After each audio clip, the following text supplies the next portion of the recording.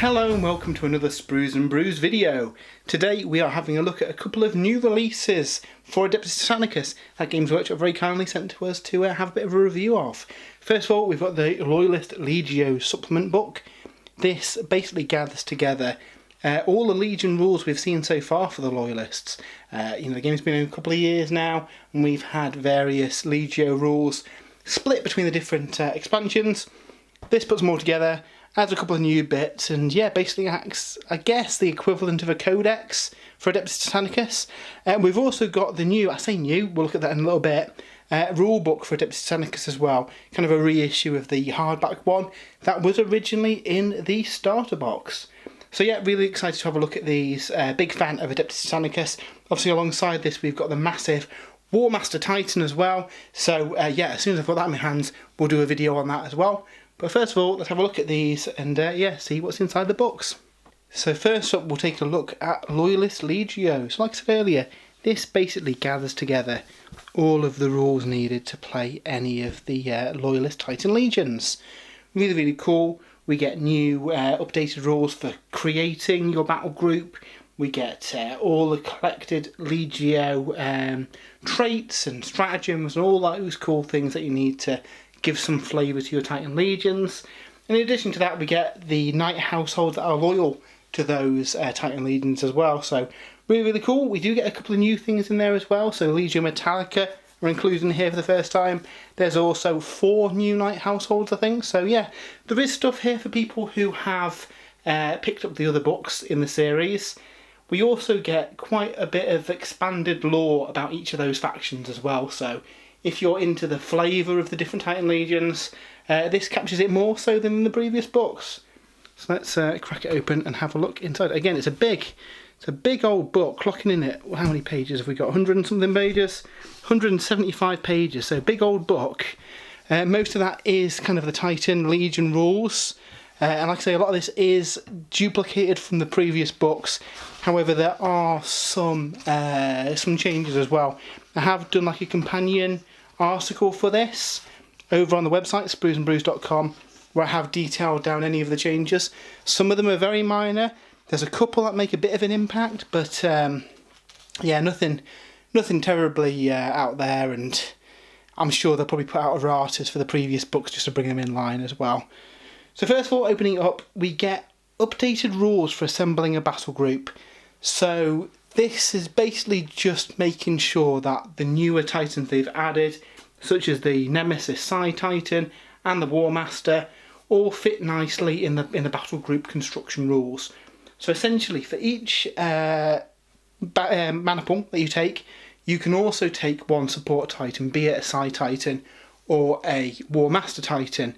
So that does limit the number of those big, impressive, powerful Titans that you can take, because you are going to have to take a normal maniple to unlock one of them. Equally, each maniple can take 2 supporting knight banners, and of those 2 banners, one of which can be an Acastus Beforian Knight. So again, that just limits the number of them that you can bring to battle. In addition to that, we also get updated rules for the knight households. Now sadly, the book doesn't actually include the rules for Lancers of Knights. You still need to refer to the Doom of Moloch book to get those. That is a bit of a shame. I'd have liked to have seen these included in here, just because that means that you would have then had kind of the complete rules for constructing any kind of force in this book. Do feel it's a little bit of a missed opportunity. That's really the only mark I've got against it though. Everything else is in here. We get allegiance abilities for having a loyalist battle group, which is really cool. Now presumably we're going to see the same book for the traitors at some point in the future. Hopefully not too far off, so the loyalists haven't got too much of an advantage against the filthy traitors. But yeah, essentially by having a loyalist battle group, you unlock some additional abilities. Now there are some restrictions, so you can't take any traitor titans, you can't take any renegade knights. Interestingly, you can't take any corrupted titans or black shields, so presumably that's something we'll see expanded in future books. I know black shields have been mentioned in the Horus Heresy books, but we haven't. I don't think we've seen any of these in the Titanicus books yet, so presumably there will be a future expansion with rules for them.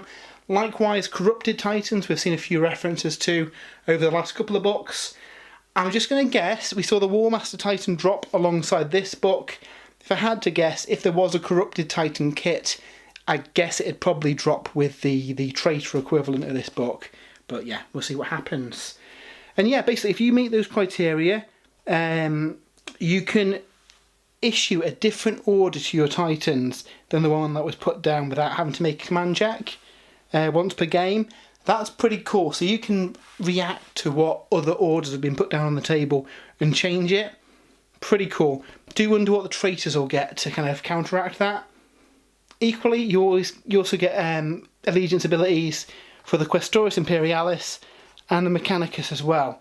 Similar kind of situation where if you are meeting the certain criteria that it gives, you get some additional bonuses. For the Quaestorius Imperialis, you can choose to make a valorous charge once per game. They add 2 to their speed characteristic. And for the Quaestorius Mechanicus, once per game, you can essentially give them a coordinated strike, split fire or first fire order without having to give them a command check. And they can be different orders as well. So they're pretty cool. I like that you've got these different flavours. They're not massive changes. They're kind of once per game, but it does add a bit of taste to the army, which is pretty cool. I like that. And I'm interested to see what we get for the traitors. We also get a nice 2-page spread just talking about the Warmaster Heavy Battle Titan. So this is the new model that is getting released alongside this book. It is an absolute beast and a gorgeous kit, and I can't wait to get my hands on one and paint it up myself. Essentially, it's a super top secret Titan. Not even the Emperor knew about it. I guess naming a heavy battle Titan after Horus Lupercal is probably seen as bad PR during the middle of a civil war. So yeah, maybe the Mechanicum kept it quiet. But yeah, it was deployed in limited numbers. I do love the fact from a lore point of view this is a kind of top secret, rarely used Titan, and I'm guessing most Titanicus players are probably going to pick one up. So it might be a little more common than it was in the lore. But yeah, either way it's gorgeous. And we get a really nice kind of technical drawing of it and all the stats and figures. So really, really fun. In the back of the book we do actually get some weapon profiles. So we'll look at those in a bit and see what kind of weapons it's packing. Then replicated in this book we get all of the Titan maniple types we've seen so far. There's no new ones here. There's a couple of minor changes in here, and there's one pretty big change on the on one of the maniples that we'll look at in a little bit. I think there's only one maniple that we've seen so far in the game that hasn't been included here, but it is a traitor specific one, so kind of makes sense why that isn't included. So we'll quickly scan through. Again, there's nothing too different. I'll just kind of call out the real changes from the previous rules that they've had. So a lot of this is exactly the same. If you've got the previous books, exactly the same rules for them really. The Lupercal Maniple, however, has had a pretty major change. So still takes 3 Warhound Titans with 2 optional ones. You can still form any of the Titans into and out of a squadron at will. However, I think they used to have an ability where they got +2 to a command. That has now been removed. So it is just the ability to form into a squadron, which is still pretty cool, but not quite as strong as the previous version of it. Otherwise, all the others, as far as I can see, are pretty much exactly the same as the previous ones. Including the preset Battle Line Maniple, which we know is based on the contents of the new Battle Force box they've got coming out as well. So if you've ever played Titanicus and you've been piecing together your force, flicking between 5 or 6 books is a little bit cumbersome. So the fact that they're all included in here does make it a lot easier to work out what you want in your force. So yeah, really happy with that. So now we get onto the Titan Legions themselves, and yeah, there is a lot of Legions in here. Basically every Loyalist that we've seen so far, plus Metallica, which is really cool. What they've done for all of these is expand out the lore massively. So before, I think we had maybe one little paragraph telling us about each Titan Legion. In this book, that has been fleshed out, loads of information in there.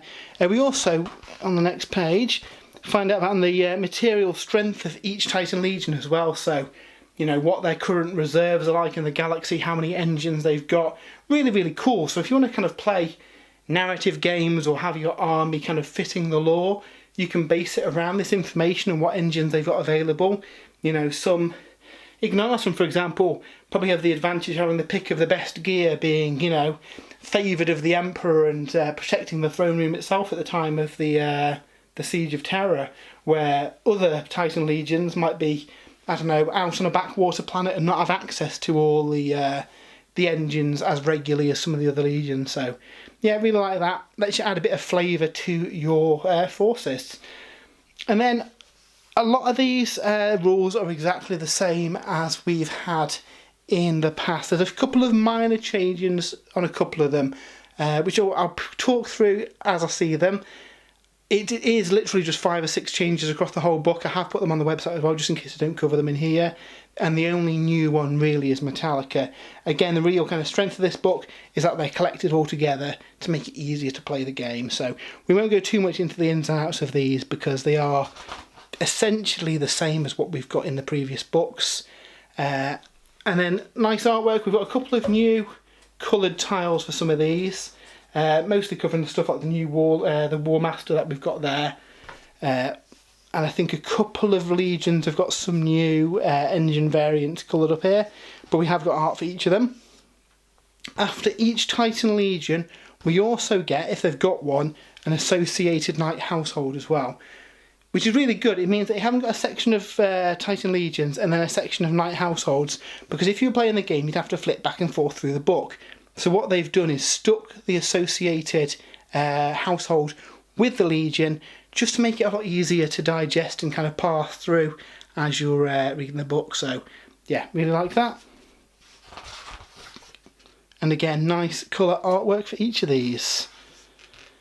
So yeah, not going to go too much detail into all of these, just because I have done a write-up on the website with any changes. Like Gryphonicus, for example, just off the top of my head, the gravitas plating, previously you could only give it to Reavers that replaced a different Titan in a maniple, when now in the new list they actually get access to that regardless on any Reaver. So a bit of an improvement there for Gryphonicus, no change in cost, and it's stuff like that that we see across all the various legions and households in here. A couple of new knight households as well, like Cold Shroud. Again, for the actual knight household you only really get the knightly quality tables. There's no upgrades or anything available to the knights yet, unless, you know, they do another knight book in the future maybe. What we do get is a nice big block of lore, just giving us all that nice juicy information about the Titan Legions.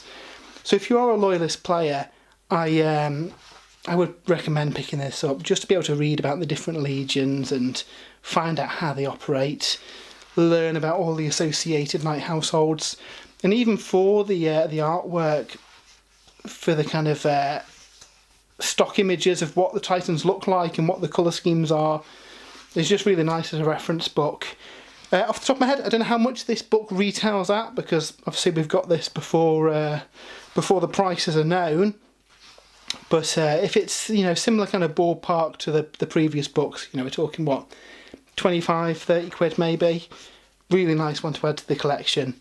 Unless you're a traitor player maybe, then you may not have as much interest as Loyalist players. But even then, just for, you know, the sheer amount of extra lore that we get on here, it's a really good read. I know a lot of people maybe, you know, just paint the miniatures, maybe don't play the game, but enjoy all the kind of lore aspect. So this is something that I think a lot of people will enjoy. Maybe it's like a coffee table book. Legio Metallica are the new Titan Legion within the book though, so we do get some new rules, so I will kind of stop here and have a look to see what they do. So their Legio trait, Victories Beyond Measure, it's pretty cool. Basically, after activating a Titan, you can immediately activate another one at the cost of increasing your reactor level. Now, you can't, that won't kick in if you activate a squadron, and you can't use that ability to activate a squadron. So basically, it lets you fire 2 of your big Titans one after the other. So start with one, immediately move on to the order with the second one. It is going to cost you a reactor charge, but you know, you get to jump the queue on your opponent. Seems pretty good. I quite like that. And obviously there's ways of managing your reactor as well, so it's not the biggest downside there. They've got a stratagem, harmony and order. Basically lets them ignore an awakened machine spirit as well, which is pretty good. Especially with all the reactor pushing that they might be doing as well. I feel that's a pretty good shout for them. We've also got Bastion armour for them as a Legio specific war gear. This kind of works like Armoured Ceramite in Horus Heresy games. Basically lessens the effectiveness of fusion. They still roll a d6 regardless. So yeah, pretty good at limiting the ability of those fusion weapons to roll a d10 instead of a d6. This forces it to roll the d6. And equally, rending weapons only add 1 to the armour roll rather than d3 if they roll a 6. So nice bit of mitigation on your armour there for 15 points. Yeah, that seems pretty good. Slap it on all your Titans. They've also got another piece of war gear, the Auditory Barrage. This is pretty cool. Basically, it can affect night banners within 8 inches and force them to become shaken. Basically, as you're just blaring loud noises out of your various speakers on your Titan. So, yeah, pretty like them. We also have got some personnel traits for your Princeps. So Paragon of Conquest. If the Princeps battle group does not have a tertiary objective, it gains the Paragon of Conquest objective. A battle group with this objective earns 5 victory points at the end of the game if their Princeps Titan is in the opponent's deployment zone. Potentially a hard one to go, depending on what he's driving. If he's in a warlord or something, you best start jogging up the battlefield. But sticking in something a bit more mobile, that's pretty good. Diligent Commander. Once per round at the end of the strategy phase, the Legio Metallica player may choose a friendly Legio Metallica Titan within 6 inches of the Princeps Seniorus. Make a command check for the Titan. If the check is passed, the Titan may immediately be issued an order, which replaces any order it's currently issued with. The strategy phase then ends. Emergency repair orders cannot be replaced in this manner. So again, pretty cool. A bit like one of the Loyalist abilities that we saw earlier on though. And then Godlike Benevolence. Once per round during the end phase, the player can choose a night banner that is shaken and make a command check using the Princeps command value. If the test is passed, the banner is no longer shaken. So pretty cool abilities there for Legio Metallica. I quite like those. Yeah, they look a fun one to play. So yeah, we'll have a quick flick through the rest of the book. But like I say, there are a couple of changes and there are a couple of new knight households. But across the whole, if you're currently playing a Knight Legion, you know how they work. That is how they work now. Outside a couple of rewordings for stratagems and a few things being neatened up, there's nothing really massive that's changed. So don't feel that you're going to have to relearn how to play your Legio or household, because they are all pretty much exactly the same. I sat there this morning with all 6 books out cross-referencing against this with a big old spreadsheet on the go to record any changes in. Outside of the 6 or 7 are listed on the website, there's not really any massive changes to these, which is good. It'd be really frustrating if this essentially invalidated all the previous books. It doesn't. This is more a kind of compendium, bringing it all together and adding a few cool new bits as well. Like I said earlier, the main draw for the book is kind of all the new lore about the households and legions. I think that's really fun and something that people have been wanting as well. Because in the previous books, there wasn't a great deal of info on each of the households. So, you know, if you were a new player, it's hard to get a feel for a legion, isn't it, without knowing their history and their background. Especially when, you know, Titanicus is very much more a narrative kind of game. You want to build up the story of your various Titan legions. So, yeah. But yeah, like I say, the bulk of this book are these panels on the various legions. So yeah, it is well deserved a place in your collection. And I kind of want to make a few more legions now after pouring through this book as well. Like I say, presumably we're going to get one of these for the traitors as well, which will be really good to see. And then after that, well, you never know. Could we then be at the point where we can move to Xenos Titans? That'd be really, really exciting. So once we finish off the various Titan legions, we then kind of get an appendix at the back that covers any kind of rules materials that might be regularly needed during a game. So first of all, the Ordo Sinister rules are reprinted, so giving you all the rules for using those Warlord Sinister Psi Titans. I'll link in the video for unboxing of the Psi Titan because I think it's now back in stock on the Forge World website, and it is an absolutely gorgeous kit. All the rules for using it in here. As far as I can see, nothing's changed from the previous iteration of these rules as well, so you still have the same psychic powers, the manifestations, all that kind of stuff. You've got the points values for upgrading your Warlord to them as well, so they're not cheap. I think it's 300 points. Yeah, 300 points on top of the cost of a Warlord Titan in order to field one. And obviously with the new army construction rules, you need to bring a maniple as well, so, you know, realistically you're talking a big, I don't know, 2,000 point game to be able to even field one of these, but they are super devastating and really fun to use on the table. Looking forward to seeing what the corrupted Titans are, because that might be a fun counterpoint to these for the traitors. We also get something new in the back here, so full weapon charts for all of the Titan weapons. So 9th weapons aren't included here, but all the Titan ones are, including the weapons for the Warmaster. So I don't think Warcom have shown off all of these. Interestingly, we only get one option for the arm weapons, and that's the new plasma destructors that we've seen. Now they are really cool. 3 dice, strength 11. They've got fusion as well. They are going to tear through Titans. Really, really cool. And then also a whole load of stuff that they can have on the shoulders. The Warhound class weapons mounted on the shoulders. So this thing can certainly pack a bit of firepower. I'm interested in seeing the full card inside the box when that arrives and having a play with the model. I don't know if all these weapon options were included on the sprue. I guess we'll find out. Well, today when this video is up, we should be able to see the sprues on the Games Workshop website. I am interested that we don't get a second arm option, because I kind of assumed that Forge World would bring out some resin variants for that. So yeah, who knows, unless it's, you know, not planned in the near future and that's why they haven't included it here, who knows. We also get the Warlord Sinisters weapon there, all the Warlord ones, and again, any with funky weapons rulings are in the bottom of the page. And again, all the Reaver and Warbringer ones. Obviously the Warbringer can take Reaver arm weapons as well. And then the Warhound weapons too, including the new ones, so the Ursus Claw and the Shock Lance. So really cool for reference. I know we've got the cards for all the weapon profiles for using in-game, but it is nice to be able to glance and, you know, when you're writing your army list and having a look at your force, being able to compare the different weapons against each other is pretty cool.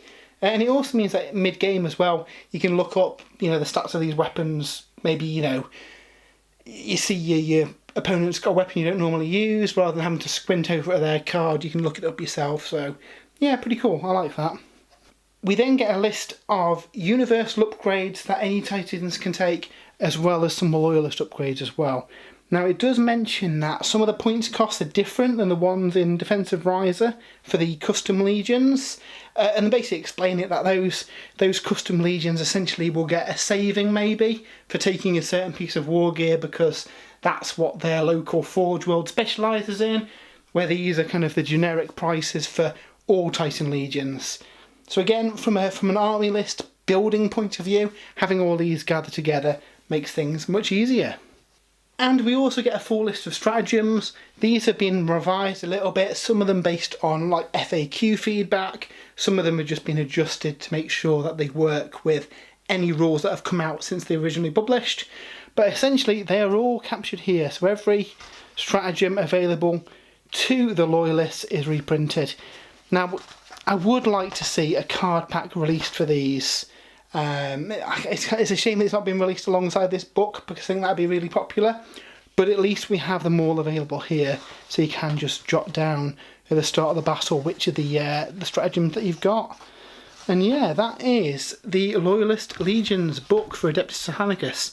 Really, really cool. Obviously, if you're a traitor player, it may not interest you too much, but hopefully the next release for Titanicus includes the traitors. They tend to put out the releases for Titanicus roughly every quarter or so. So I am interested to see what follows this, and yeah, what love the traitors get. So I definitely recommend picking it up, if only for the new info about all the different legions and a nice consolidated book with all the information in, so you're not carrying around a small library with you. My only real mark against it is that it doesn't contain the rules for creating your Knight Lancers. I think just including that, and it's only just like a paragraph out of Doom of Moloch. If they could just included that in here, essentially you've got everything that you need to make your army lists with. So yeah, it loses a mark for that, but otherwise excellent book and would highly recommend it. That isn't the only book up for pre-order today though, however. We also have the new, quote marks, Adeptus Titanicus Rulebook. Now, unfortunately, I'm not going to be able to give this as much of a glowing review as I have the Loyalist Legios book. And that is really due to the fact that this is the exact same book that was in the boxed Adeptus Titanicus starter box, which I think was about £30–35 off the top of my head when it came out. To the point where I think these are essentially books that have been taken out of that box and been given a new sticker. There's just a sticker over the old product number there. It's got the old 40k logo on there. It is literally the same book out of those boxes. I don't know if they've had a big stockpile of them sat in a warehouse and they've just kind of repackaged them ready to sell separately. So yeah, it is a shame. So that means that this book doesn't contain any of the FAQ amendments that the softcover book saw in the recent starter set, which is a real shame. If this book had included those FAQ amendments, had a bit of a refresh, just a revised edition, then yeah, I'd probably recommend picking it up in order to replace your older books. With this being the exact same book that we've already all got, I don't know, I don't feel I can recommend this over trying to find somewhere selling that original boxed set, which, let's not forget, I think this book is about 22 quid. I'm sure the original one was about 35, and there probably are still a few places online you can still get that starter box. And that box came with all your terminals, it came with your tokens and dice. Yeah, it just seems a missed opportunity here to not use the revised edition. I mean, even if they sold the paperback version out of that Titanicus starter box, I'd be more likely to rate this a little bit higher. I just can't help but think this is literally just shifting old stock that's in those original Titanicus boxes, which is a real shame because they've done such a good job with the Loyalist Legios book. This one just, I don't know. You know, the paperback book with the FAQs you can probably pick up cheap on eBay as well. This very book, people are splitting from the Warmaster edition of Titanicus as well. So, yeah, it just seems a little bit of a shame it isn't a reprinted version.